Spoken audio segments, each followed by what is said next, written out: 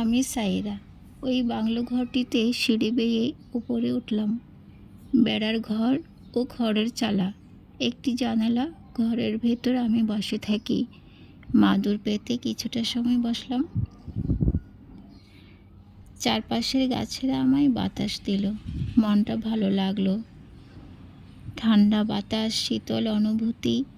মাথায় যেন সখীর পায়রারা ভালোবাসার আবেগে হৃদয় জড়িয়ে দিল।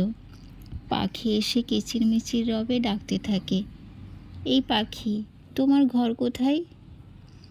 ওই তাল গাছে। তুমি নিজে তৈরি করেছো? হ্যাঁ। পাখিটি ফুরুত করে আবার উড়ে গেল।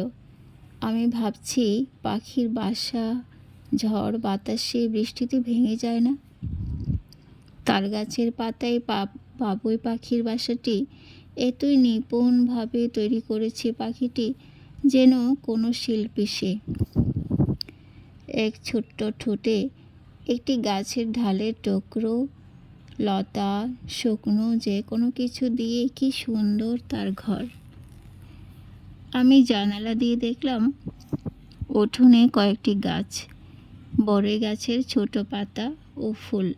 ঘরের সিঁড়ি লাগোয়া সেগুন গাছ, বড় বড় পাতা। তাল গাছে ঝুলে আছে পাখির বাসা। বাংলো ঘরটি খুঁটিতে ভর দিয়ে দাঁড় করানো, মোটা গাছের খুঁটি।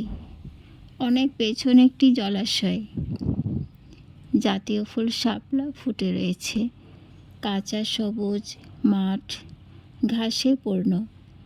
আমার কাছে ঘরটি ও প্রকৃতি খুবই ভালো লেগেছে।